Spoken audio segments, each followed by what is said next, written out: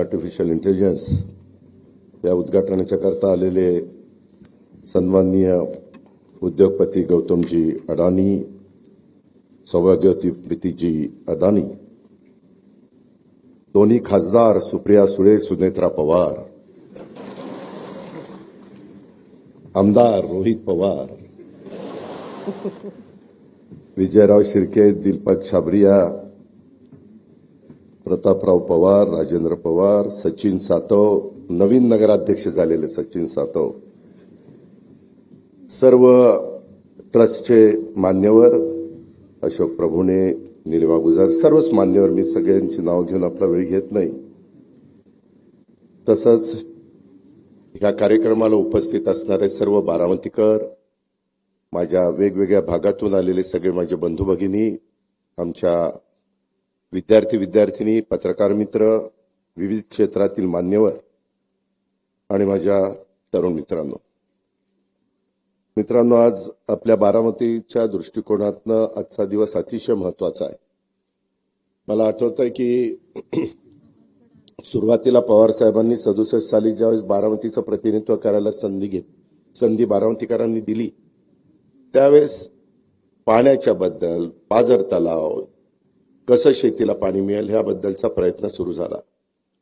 आणि त्याच्यानंतर 72च्या दुष्काळात कृषी विकास प्रतिष्ठान, विद्या प्रतिष्ठान ह्या संस्था शिक्षणाच्या करता आणि कृषी क्षेत्राच्या करता काढल्या.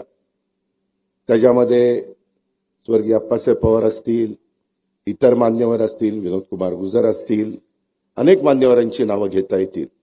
आणि सगळ्यांनी त्यांच्या परीनं जेवढं काही पवार साहेबांचं व्हिजन होतं त्याच्यामध्ये मनापासून साथ देण्याचा प्रयत्न केला. मला आठवते त्याच्यानंतरचा काळ की पहिल्यांदा अगदी सुरुवातीचा काळ असा होता, जो लिहिता वाचता येईल तो साक्षर आणि ज्याला येणार नाही तो निरक्षर. त्याच्यानंतरचा काळ असा आला की ज्याला संगणक चालवता येईल तो साधारण साक्षर धरला जायचा आणि त्याच्यानंतर त्याला इतरांना निरक्षर समजलं जायचं. मित्रांनो, येणारा काळ असा आहे की काही वर्षांनी जो एआयचं शिक्षण घेईल तो साक्षर ठरला जाईल आणि बाकीचे निरक्षर ठरले जातील, असं साधारण समजलं जाईल. तसं होणार आहे अशातला भाग नाही. पण त्यातला एक कळीचा मुद्दा मी आपल्याला सगळ्यांना सांगितला. आज गौतमभाई नेहमीच आपल्या बारामतीमध्ये येतात. अनेकदा दिवाळीला साहेबांना शुभेच्छा देण्याच्या करता येतात. आमच्या प्रीतीभाभी पण येतात. मी तमाम बारामतीकरांच्या वतीनं, सर्व आमच्या सहकाऱ्यांच्या वतीनं आज गौतम अडानी साहेबांचं आणि प्रीतीताई अडानींचं मनापासून स्वागत करतो. मनापासून आल्याबद्दल धन्यवाद देतो. मित्रांनो, सुप्रियानी काही गोष्टी सांगितल्या. मी आपल्या सगळ्यांना सांगेन की प्रत्येकाच्या आयुष्यामध्ये सुरुवात होते. लोक मोठं झाल्यानंतर बरेच जण काही ना काही बोलायला लागतात, काही टीका टिप्पणी करतात, सगळे गोष्टी आरोप होत असतात, ते सहन करावे लागतात. परंतु आपलं स्वतःचं जे व्हिजन आहे ते व्हिजन डोळ्यासमोर ठेवून पुढे वाटचाल करायची असते. जसं इथं आपण जे बसलोय, मला वाटतं 90ला एमआयडीसीची ही जागा घेतली 40 एकर आणि टप्प्याटप्प्याने नक्षत्र उद्यानासहित 135 एकरामध्ये हा सगळा कॅम्पस आपण फुलवला, वाढवला. वेगवेगळ्या प्रकारचं दर्जेदार शिक्षण देण्याचं काम आपण विद्या प्रतिष्ठानच्या माध्यमातून त्या ठिकाणी करतोय. आणि एक आज मानाचा त्याच्यामध्ये तुरा खोचला गेलाय, तो म्हणजे Vidya Pratishthan Sharadchandra Pawar centre of excellence in artificial intelligence, ज्याची खऱ्या अर्थाने ग्रामीण भागातल्या मुलांच्या करता, मुलींच्या करता गरज होती. नेहमी उद्याला आपल्या मुलामुलींना काय शिकवलं पाहिजे, कसं आपण तयार केलं पाहिजे, हाच विचार सुरुवातीपासून पवार साहेबांनी ठेवला. त्याच्यानंतरच्या काळामध्ये देखील ज्यांच्यावर जबाबदारी पडत गेली त्यांनी देखील त्याच रस्त्याने पुढे वाटचाल केली. आपल्याला किती लोकांना माहिती आहे मला माहिती नाही, परंतु गौतमभाईंनी शून्यातनं 1988 साली त्यांच्या व्यवसायाला सुरुवात केली. अडाणी ग्रुपला 1988ला आपण ही संस्था, इथं आपली संस्था 72ची आहे, पण इथं जी जागा घेतली ती 90ला आपण सुरू केलं. मला बरेच जण म्हणत होते, मी नावं घेत नाही, परंतु इथं कोण येणार आहे 5 किलोमीटर बारामतीपासून लांब आहे. आज ह्या विद्या प्रतिष्ठान सगळ्यात ज्या भोर असेल, इंदापूर असेल, पुणे असेल, जिथं जिथं विद्या प्रतिष्ठानच्या सगळ्या शाळा आहेत, ज्या काही आपण शिकवतो, तिथं आज जवळपास 35,000 विद्यार्थी तिथं शिक्षण घेत आहेत. आणि मला वाटतं महाराष्ट्रात एवढी एकमेव संस्था आहे की एकाही मुलाकडनं किंवा मुलीकडनं या संस्थेनी सुरुवातीपासून आजपर्यंत डोनेशन घेतलेलं नाही. 1 रुपया डोनेशन घेतलं नाही. उलट जर कुणी गरीब असेल, काही आकस्मिक कुठला त्यांच्यावर प्रसंग आला, करता माणूस गेला, तर त्याही मुलांना मुलींना मला गौतम भाई येताना विचारत होते की कसं तुम्ही करता.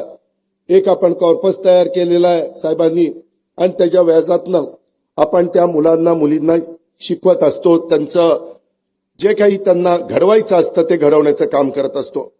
मी आपल्याला सांगत होतो की 1988 साली शून्यातनं हे सुरुवात झाली गौतम भाईंची. 88 ला सुरुवात झाली. मित्रांनो, आज तुम्हाला आश्चर्य वाटेल, जगातल्या 20 देशामध्ये अडाणी ग्रुप वेगवेगळ्या पद्धतीनं त्यांच्या इंडस्ट्रीचं काम करतो. 20 देशात आज अडाणी उद्योग समूह हा जवळपास 3 लाख लोकांना रोजगार देतो. 3 लाख. आणि मला ते सांगत होते, अजित, उद्याच्या 5 वर्षामध्ये हा आकडा 5 लाखापर्यंत जाईल. 5 लाख लोकांचं कुटुंब या एकट्या ग्रुपवर अवलंबून आहे. म्हणजे माणसाचं विजन असेल, कष्ट करण्याची तयारी असेल, त्याच्यामध्ये आपण हे करायचंच ही जिद्द असेल, आज तुम्हाला विश्वास बसणार नाही, जवळपास त्यांनी गुजरातमध्ये 2 लाख एकर अक्षरशः अशी बॅरन लँड, तिथं काही उगवत नाही, झाड नाही, झुडूप नाही, अशा पद्धतीची लँड त्यांना तिथं मिळाली. 30,000 मेगावॉटचा वीज निर्मितीचा सोलर प्लांट तिथं उभा आहे. 30,000 मेगावॉट. हे साधं सोपं काम नाहीये. आज त्यांचे पोर्ट असतील, एअरपोर्ट असतील किंवा कोल माइन्स असतील, वीज निर्मितीमध्ये तर ते सोलरमध्ये, हायड्रोमध्ये, बॅटरीमध्ये, विंडमध्ये, थर्मलमध्ये सगळ्या प्रकारे वीज तयार करण्याचं काम करतात. अशा इतक्या गोष्टी आहेत. तुम्ही म्हणाल की अजित पवार कशा करतात, त्यांचं एवढं सांगतो, जे खरंय ते सांगितलं पाहिजे ना. तुम्हाला कळणार कसं? त्यामध्ये आज एवढा सगळा, आज 2 हॉस्पिटल, एक मुंबईमध्ये कांदिवलीला आहे आणि एक गुजरातमध्ये, 3रं हॉस्पिटल ते आता दिल्लीमध्ये जागा बघताय. 2 हॉस्पिटलची किंमत, एकेका हॉस्पिटलची 5,000 कोटी आहे आणि 1,000 बेड्स त्या हॉस्पिटलमध्ये. 500 बेड ज्यांची परिस्थिती तिथलं बिल देण्याची आहे त्यांच्याकरता, आणि 500 बेड गोरगरिबांच्या करता की ज्यांना मोफत तिथं उपचार केले जाणार आहे. मित्रांनो, कोणी काही करत नाही. मी आपल्याला सांगतो, मी आता त्यांचा टर्नओव्हर वगैरे सांगत नाही कारण मला माहिती नाही, पण मी एवढं सांगतो, सध्या त्यांचा सीएसआरचा फंड 1,000 कोटी आहे. सीएसआरचा फंड 1,000 कोटी. तो नफ्यातला 2% त्याच्यात असतो. मग हिशोब तुम्हीच आता करा. आणि 2 वर्षात त्यांनी मला सांगितलं हा सीएसआरचा फंड 3,000 कोटीपर्यंत पोहोचणार आहे. किती? 3,000 कोटी. त्यांनी 60 वर्षामध्ये पूर्ण झाली. 60,000 कोटी रुपये बाजूला ठेवली. त्याच्या व्याजातनं पण ते अनेक प्रकारच्या वेगवेगळे गोरगरिबांना मदत करण्याचं काम, ज्याची समाजाला गरज आहे ते गरज भागवण्याचं काम हा उद्योग समूह त्या ठिकाणी करतो. आणि अशा उद्योग समूहाच्या प्रमुखाच्या हस्ते आज आपण इथल्या एका नवीन इन्स्टिट्यूटचं उद्घाटन त्या ठिकाणी केलेलं आहे. त्याही गोष्टीचं समाधान आहे. सुनील पाटील असतील, त्याच्यामध्ये इतर आमचे सगळे सहकारी असतील, त्यांनी त्याच्यामध्ये लँडस्केपिंग असेल, आर्किटेक्टचं काम असेल, महेश चिंचाळकर वगैरे बरेच जण, ह्या सगळ्यांनी चांगल्यात चांगलं काम करण्याचा प्रयत्न केला. आमचा सगळ्यांचाच प्रयत्न हा असतो, बारामतीच्या वैभवामध्ये भर घालणारी प्रत्येक गोष्ट करायची. ती चांगली करायची, ती उत्तम करायची आणि त्याचा तमाम बारामतीकरांना फायदा झाला पाहिजे, उपयोग झाला पाहिजे. हाच दृष्टिकोन सुरुवातीपासून आम्ही सगळ्यांनी स्वीकारलेला आहे आणि हे स्वीकारलेलं असताना ही काळाची गरज ओळखून नव्या युगातली जी काही आव्हानं आहेत ती त्याच्यावर मात करण्याच्या करता सध्या परिस्थितीमध्ये आधुनिक दर्जाचं तंत्रज्ञान विकसित करण्याकरता अनेक देशातल्या महाराष्ट्रातल्या संस्था, विद्यापीठं, कॉर्पोरेट क्षेत्रात पावलं उचलली जातात आणि ही पावलं उचलत असताना ग्रामीण भागातल्या इंजिनिअरिंग आणि इतर व्यावसायिक अभ्यासक्रमांना देखील माझ्या विद्यार्थ्यांना कशी संधी मिळेल आणि त्याकरता विद्या प्रतिष्ठाननी आज एक महत्वाचं पाऊल हे देशामध्ये उचललेलं आहे. माझा दावा आहे ग्रामीण भागामध्ये भारत देशामध्ये सर्वात पहिलं पाऊल हे उचललं गेलेलं आहे.